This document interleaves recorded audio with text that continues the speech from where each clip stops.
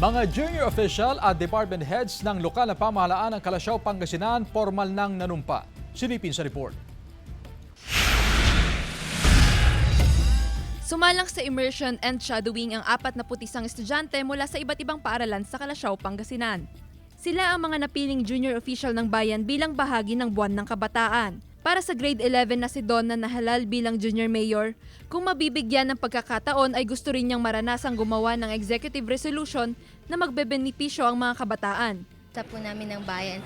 And naniniwala po ako na sa simple step na to, in this simple project, we can accumulate a lot of things, a lot of knowledge that can help us be a better person, that can help us be a better leader for this community. Kasama ng mga miyembro ng Sangguniang Bayan ang mga junior councilor sa kanilang regular session kahapon. Ipinaranas sa mga kabataan ang aktwal na tungkulin ng mga halal na opisyal sa konseho. Unang-una, ituturo natin ang paggawa ng resolution, paggawa ng ordinansa, and of course, gagawa rin tayo ng, isasama rin natin sila down to barangay official.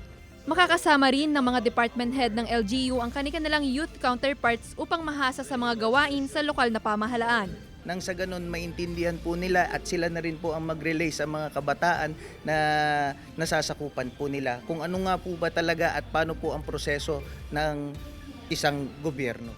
Kasama si Ron Taniedo, Joel Fernandez, One North Central Luzon.